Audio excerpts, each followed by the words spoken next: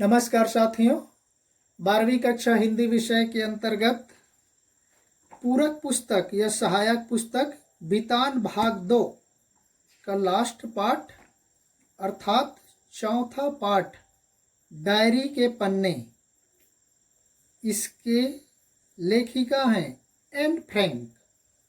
आप सबको मालूम होगा, यह शायद 10वीं कक्षा के इंग्लिश बुक में भी इसके बारे में है, जो अंग्रेजी में the diary of a young girl के नाम से 1952 में प्रकाशित किया गया था।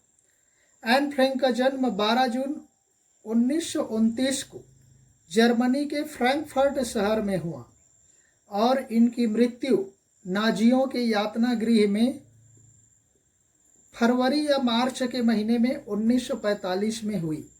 तो इस तरह से इनकी आयु लगभग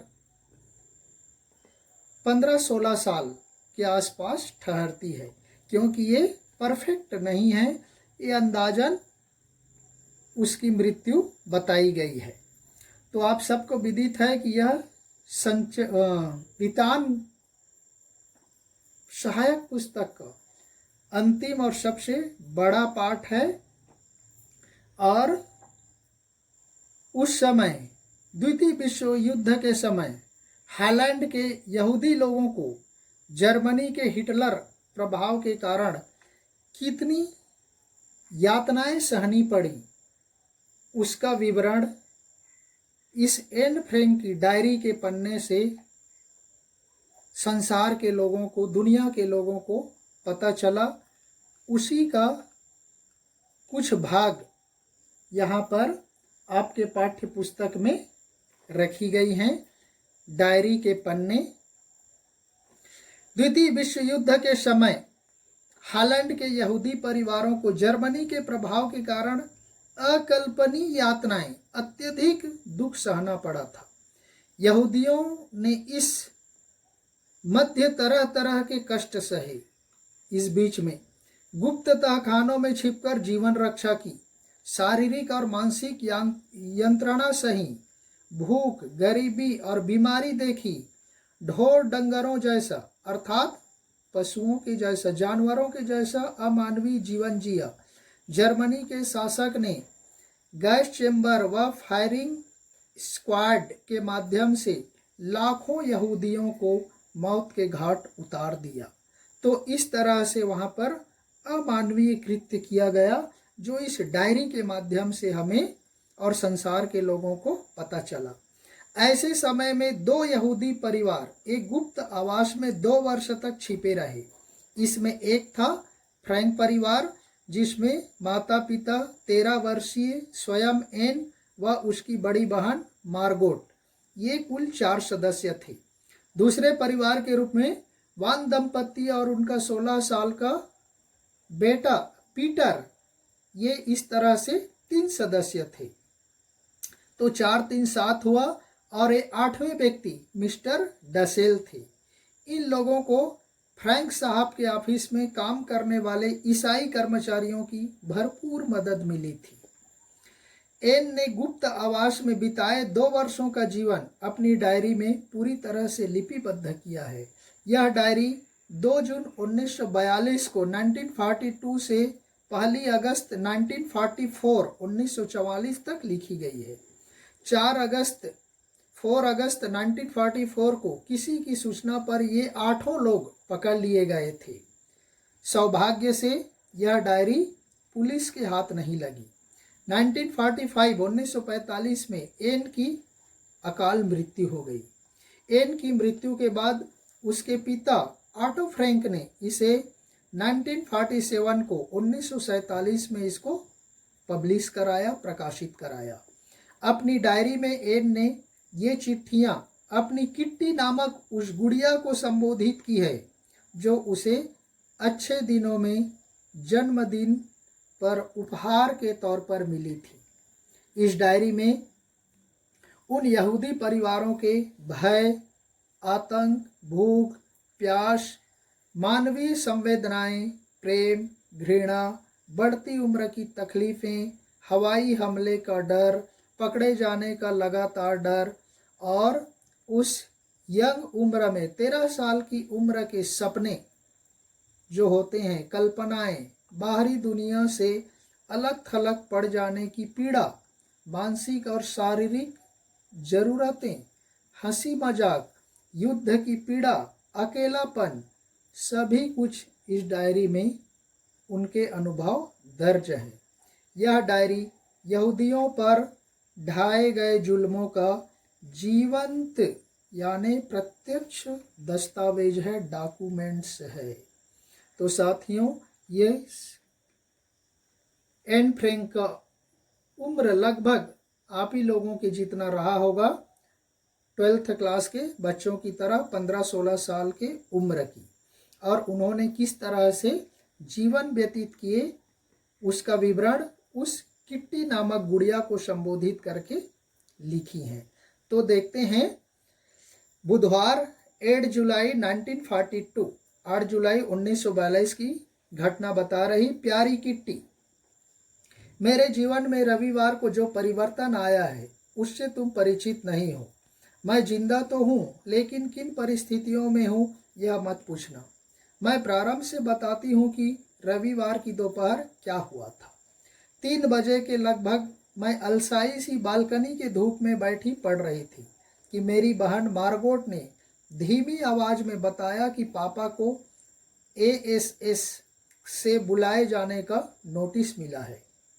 माँ पापा के बिजनेस पार्टनर व अच्छे मित्र वानदान को देखने गई है। बुलावे की बात सुनकर मैं अवाक रह गई, वह कुछ बोल न पाई। बुलावे का अर्थ है यातना शिविर का नारकी जीवन। उनको एक यातना शिविर में डाल देते जहाँ पर नरक के जैसा जीवन व्यतीत करना पड़ता है। माँ वानदान से पूछने गई कि कल ही दोनों परिवार छिपने की जगह चले जाएंगे। उनके पापा यहूदी अस्पताल में किसी को देखने गए हैं। माँ और पापा को इंतजार करना पड़ रहा है। तभी माँ व वानदान भीतर आए और अपने पीछे दरवाजा बंद कर दिया। मैं और मार्गोट, उनकी बड़ी बहन, बेडरूम में बैठे बात कर रहे थे। घर में किसी और को अंदर नहीं आने दिया क्योंकि माँ व वानदान अकेले में बात करना चाहते थे। मार्गोट ने बताया कि बुलावा पापा के लिए नहीं अपितु खुद उसके मार्गेट के लिए था, अर्थात एन फ्रैंक की बड़ी बहन के लिए। मैं तो चीख पड़ी क्योंकि मेरी बहन 16 वर्ष की थी, उनकी बहन की आयु 16 साल की थी। मेरे दिमाग में यह प्रश्न कुलबुला रहा था कि हम इस परिस्थिति में कहाँ छिपेंगे, शहर या घर, अथवा तहखाने में, किसी जमीन के नीचे वाले घर में। कुछ पता नहीं था। अब हम दोनों बहनों ने बहुत आवश्यक सामान एक थैले में भरना शुरू कर दिया। मैंने डायरी, करलर, रुमाल, स्कूली किताबें, एक कंघी और कुछ पुरानी चिट्ठियां थैले में रख ली। इसके बाद हमने मिस्टर क्लीमेंट को फोन करके शाम को उन्हें अपने घर बुलाया। मिस्टर वान मिएप को लेने चले गए। मिएप आई और रात को फिर आने का वायदा करके चली गई। वे भी अपने साथ रात को सामान से भरा एक थैला लेकर आईं। हम इतने आतंकित थे, डरे हुए थे कि किसी ने भी खाना नहीं खाया। मिएप और जॉन गिएज रात को 11 बजे आए। मिएप 1933 से पापा की कंपनी में, अर्थात एन फ्रैंक के पापा की कंपनी में काम कर रही थी। अतः ये पति पत्नी पापा के अच्छे मित्र थे। बहुत सा छोटा मोटा सामान अपनी जेबों में भरकर और बैग में लेकर 11:30 बजे ये दंपत्ति चले गए। इस रात मुझे गहरी नींद आ गई। मैं प्रातः 5:30 बजे उठी। दिन में थोड़ी ठंड थी, अतः हमने अपने शरीर पर बहुत अधिक कपड़े पहन लिए क्योंकि हम अधिक से अधिक कपड़े ले जाना चाहते थे। ऐसी स्थिति में कोई यहूदी सूटकेस लेकर तो जा नहीं सकता था। मैंने शरीर पर इतने कपड़े पहन रखे थे कि उन कपड़ों के कारण उनका दम घुटने लगा था। मिएप ने अपने थैले में स्कूली किताबें ठूंस ली। वह अपनी साइकिल लेकर मिएप की निगरानी में अज्ञात जगह के लिए चली गई। 7:30 बजे अपनी बिल्ली मुर्तजे, उनकी बिल्ली का नाम है मुर्तजे, को छोड़कर हम भी अर्थात लेखिका लोग भी अज्ञात स्थान को निकल गए। तुम्हारी एन। ये 8 जुलाई 1942 की घटना है। अब चलते हैं गुरुवार 9 जुलाई 1942, 9 जुलाई 1942। प्यारी किट्टी। मैं, मम्मी, पापा बड़े बड़े थैले और शॉपिंग बैग लेकर तेज वर्षा में भीगते हुए घर से निकले थे। हम कोई वाहन नहीं ले सकते थे। सुबह सुबह अपने काम पर जाने वाले लोग हमें लाचार दृष्टि से देख रहे थे। जब हम गली में पहुंच गए तब पापा मम्मी से सुना कि हमें 16 जुलाई को अज्ञातवास के लिए जाना था। बुलावे के कारण कुछ दिन पहले चलना पड़ा। पापा के ऑफिस की इमारत में ही छिपने की जगह बनाई गई थी।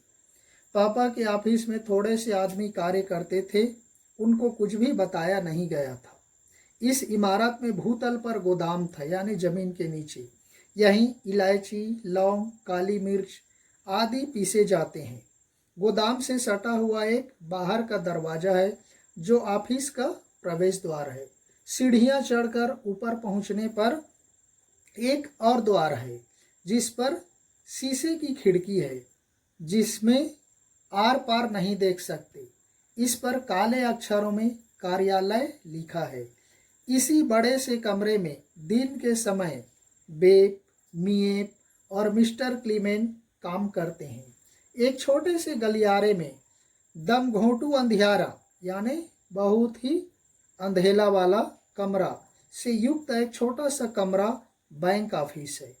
यही मिस्टर कुलगर और वानदान बैठते थे। मिस्टर कुलगर के ऑफिस से निकलकर तंग गलियारे में 4 सीढ़ियां चढ़कर प्राइवेट ऑफिस है। यहाँ फर्नीचर, फर्श, कालीन, रेडियो, लैंप, सब कुछ उत्तम व्यवस्था है। बड़े से रसोई घर में हीटर और गैस के 2 चूल्हे भी रखे हैं। उसके नज़दीक ही शौचालय है। यह पहली मंजिल का नक्शा है। नीचे की सीढ़ियों वाले गलियारे से दूसरी मंजिल को रास्ता है जो गली की तरफ खुलता है।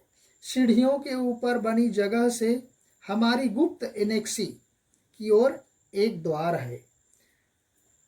गुप्त मार्ग से ऊपर पहुंचकर फ्रैंक परिवार का कमरा आता है।